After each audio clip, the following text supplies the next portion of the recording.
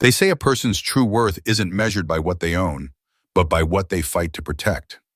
Some battles aren't about money or power, but about dignity, family, and the soil beneath our feet.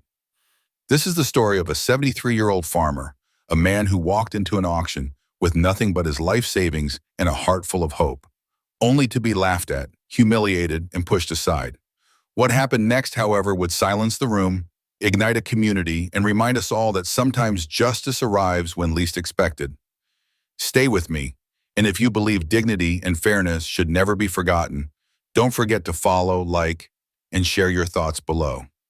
Raymond Miller was 73 years old, his back bent slightly from decades of labor, his hands marked with the calluses of endless work. For him, the land in Lacey County was not just dirt and crops. It was memory, bloodline, and the soul of his family. His grandfather had endured the Dust Bowl without selling a single acre. His father had modernized just enough to survive the mid-century agricultural changes, and Ray himself had kept the farm running. Never rich, never poor, just steady. That farm, established in 1927, was the core of who he was. Yet fate has a way of testing dignity. After his wife passed away, unnoticed clerical mistakes and unpaid back taxes piled silently in government files, until one morning, a cold envelope announced that his farm would be auctioned. He had 45 days to erase what officials called delinquency. To them, it was paperwork. To Ray, it was the erasure of generations. He sat across the desk from a young county clerk, her eyes filled with sympathy as she said the words that broke him quietly. The only way to stop the auction is to pay in full. $14,372.18. It was almost everything he had saved over a lifetime of work, tucked away in quiet discipline, penny by penny, year after year. He didn't hesitate. If this was the price to keep his family's story alive, he would pay it gladly. He withdrew the money, every bill counted twice, then tucked them neatly into a worn postal envelope that he slipped inside his jacket. For days, he rehearsed the moment he would stand tall before the auctioneer, not as a beggar, but as a man reclaiming what was rightfully his. On the morning of the auction, Ray rose before dawn. The ritual felt sacred. He shaved more carefully than usual, combed his thinning white hair, and buttoned his best blue shirt, the one he usually reserved for Sundays at church. He stood before the mirror, adjusting his posture, reminding himself that appearances mattered. With a deep breath, he patted the envelope, resting in his inside pocket, feeling the fragile weight of his life's work. The drive to the county seat took 40 minutes in his faded 1992 Ford pickup, its paint washed pale by years of sun and rain.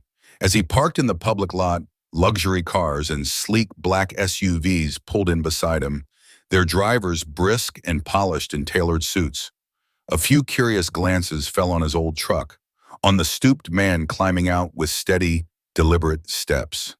But Ray held his head high. Inside the grand meeting hall, conversations filled the air like buzzing bees. Investors, developers, and speculators traded whispers about land parcels, profits, and housing projects. Ray sat quietly in the back row, filling out his registration form with slow, careful handwriting. Every line was written with the weight of his future. When he approached the desk, the clerk's eyes shifted. She whispered to a colleague who nodded toward the head auctioneer, a man with a gold watch that caught the light. The auctioneer scanned Ray's form, frowning. "Mr. Miller, is it? I see you've indicated cash payment." "Yes," Ray replied calmly, reaching for his envelope. "I'm afraid that's not acceptable for transactions of this nature," the man sneered. "We require a bank guarantee or certified check, not cash in an envelope. This isn't a farmer's market." A ripple of chuckles spread through the crowd. Ray tried to speak, his voice steady but firm. There was nothing in the notice about "It's standard procedure," the auctioneer cut him off sharply. He turned to the guards at the side of the room. "Security, please escort him out. Perhaps he can inquire about proper procedures next time." The two men appeared instantly, one at each elbow, guiding Ray toward the exit. He did not struggle. He did not beg. He pulled his cap lower to shadow his eyes. The envelope of cash still clutched firmly in his hand. Behind him, laughter followed like cruel footsteps. Someone whispered loudly enough to be heard, "Did he really think he could buy back his farm with mattress money?" Ray walked out with his dignity intact, but inside his chest, the ache was heavy. What no one noticed was the young reporter in the corner, her camera quietly recording every moment, capturing the insult, the arrogance, and the quiet endurance of a man too proud to argue but too human to forget. Ray sat on the tailgate of his old Ford pickup, the hot sun pressing down on his shoulders. But he hardly felt its weight. The envelope of bills still rested in his hand.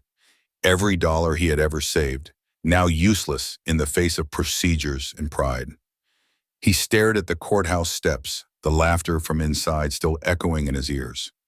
From his back pocket, he pulled out a folded letter, creased from being read too many times. It was the one he had written 2 weeks earlier to the governor. The words on the page had been simple. Not a plea for charity, not a cry for special treatment, but a request for fairness. I only ask for a chance to keep what my father left me, he had written. Land that has fed this county for nearly a century. No reply had come, and Ray had not expected one. In his 73 years, he had learned that men like him were often invisible in the eyes of power. He folded the letter again, tucking it away, the envelope of cash heavy against his chest like a useless heart. Inside the hall, the auctioneer's chant rolled through the open windows. Fast, mechanical, relentless. Within minutes, the Miller farm was sold, just like that. A passerby emerged from the building, shook his head when he saw Ray. They just sold your place, the man said softly, his voice edged with regret. Some investment group from Dallas. Didn't even ask about the soil. Didn't care about the house. They'll probably build something on it. Ray nodded once, swallowing the bitterness like a stone. Thank you, he murmured. The man lingered, as if searching for more words, but fell silent. Both knew the truth. Business rarely made space for what was right. Ray climbed into the truck, his fingers trembling as he fit the key into the ignition. The sound of sirens split the air before he could turn it. He looked up, puzzled, as 5 black SUVs came rolling into the lot, followed by 2 police motorcycles. Flags mounted on the hood of the lead vehicle fluttered in the late morning sun, the state insignia unmistakable. Doors flung open, security personnel poured out, scanning the area with sharp eyes.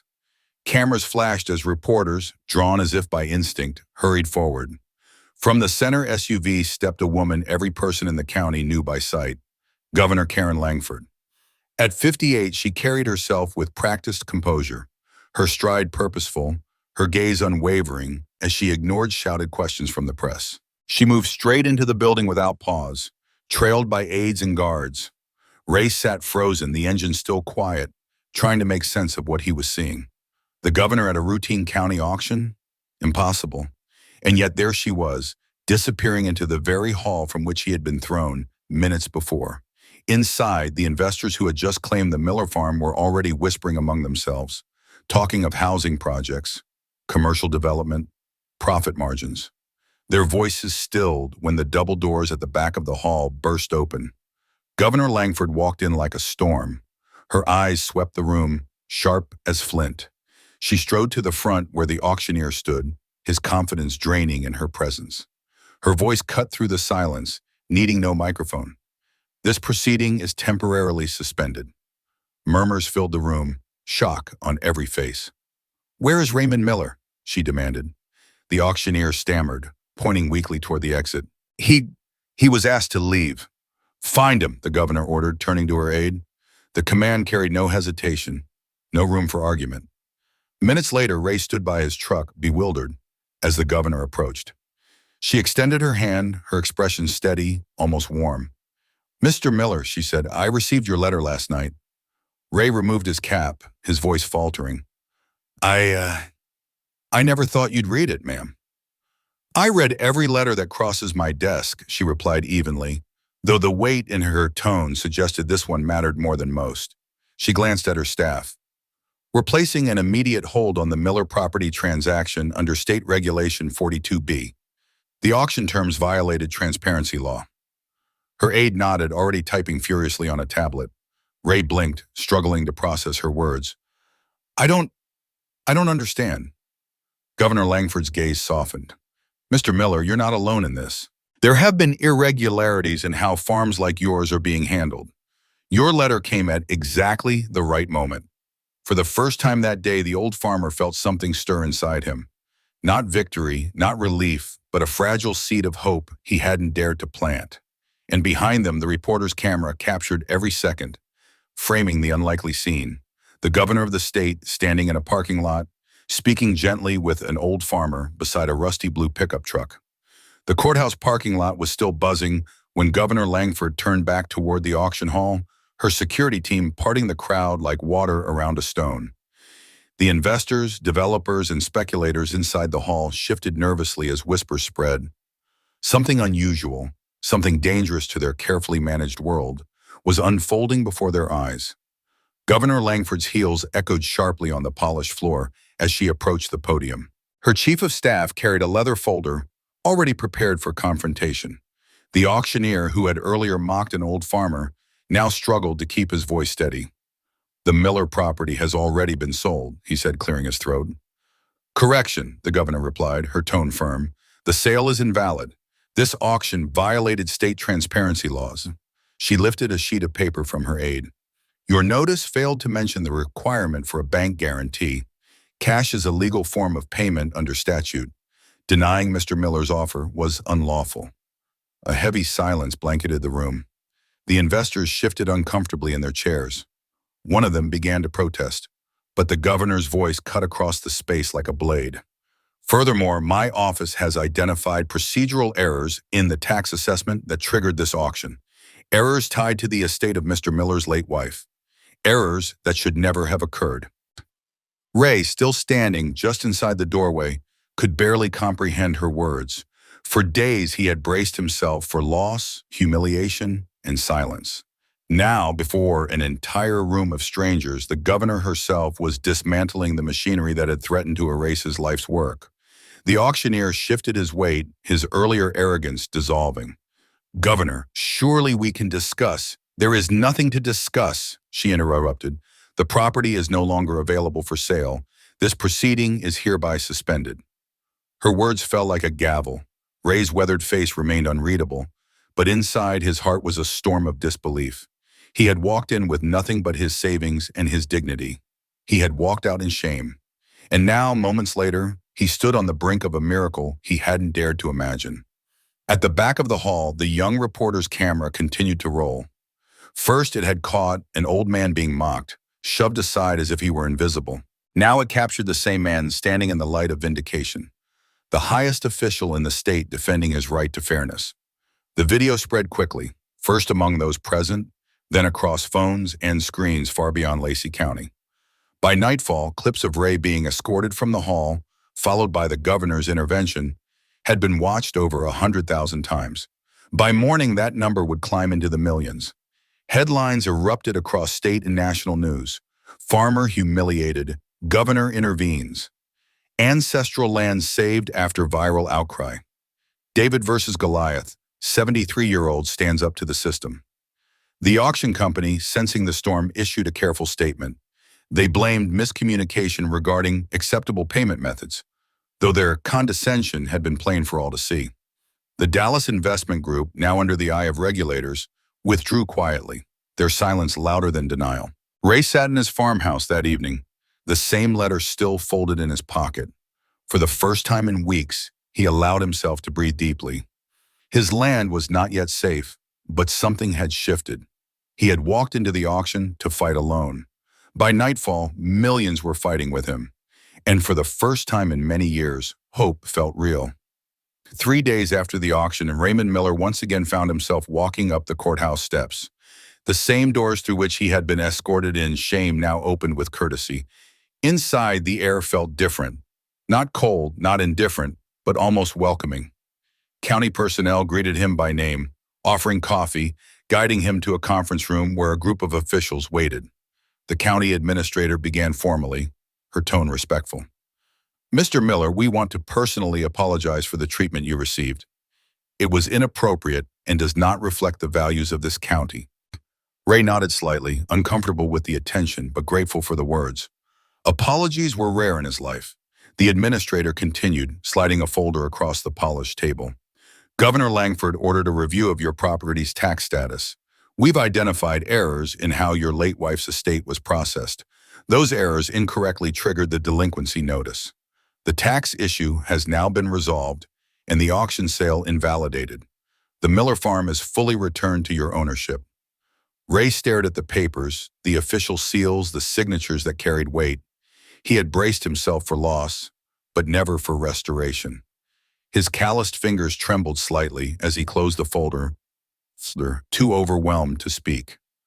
"Mr. Miller," said a woman from the governor's office, stepping forward. "There's something else." She placed another document in front of him. "An individual has come forward, wishing to assist with any remaining obligations related to your property." Ray frowned, shaking his head. "I don't accept charity." The woman's voice softened. "It isn't charity. The donor was very specific about that. This is repayment of a debt." She handed him a sealed envelope. Inside was a short note written in careful handwriting. "Mr. Miller, when I was 10 years old, my family lost everything in the drought of '94. We had no food, no money. You gave us seeds, taught my father how to plant them, even though you were struggling yourself. That garden fed us until he found work again. I never forgot. Today, I am the CEO of a technology company. What you gave me wasn't just food, it was dignity and hope. Please allow me to return it now. Consider this a debt long overdue. A child who once ran through your fields." Ray's eyes lingered on the final line. He remembered the family vaguely, one of many he had helped without thinking. Seeds shared, advice given, no different from countless acts of neighborly kindness. He had never thought of it as remarkable. To him, it was simply what people did when others were in need. "Is this real?" he asked quietly, his voice carrying an unfamiliar uncertainty. "Very real," the woman confirmed. The benefactor insisted on anonymity, but was determined to help the moment they learned of your situation. Ray folded the letter carefully, slipping it into his pocket as though it were something fragile. His throat tightened. He had walked into the auction as a man stripped of dignity. Now, piece by piece, dignity was being returned, not by officials or systems alone, but by a memory of kindness sown decades earlier. News of the anonymous donor spread quickly, adding another layer to the viral story. The farmer who had been humiliated now became the symbol of something greater. Conservatives praised his self-reliance and heritage. Progressives saw him as proof of resilience against predatory systems.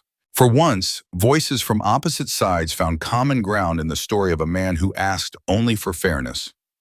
2 weeks later, Ray stood behind the stage at the State Agricultural Fair, nerves buzzing through his chest. This was no place for a farmer who had spent his life with soil under his nails, not microphones. Governor Langford smiled as she joined him. "Nervous?" she asked. "Yes, ma'am," Ray admitted, tugging at the cuff of his Sunday shirt. "Just speak from the heart," she said kindly. "That's what brought us here." When Ray stepped onto the stage, polite applause met him. Many in the crowd didn't yet know who he was, but then the giant screens lit up, the viral video playing once more. The frail old man clutching an envelope, humiliated. Then the governor's arrival, her intervention. The applause swelled, genuine now, carrying him forward. Ray reached into his pocket and pulled out the same old envelope that had once held his life savings. Empty now, but heavy with meaning, he held it up for all to see.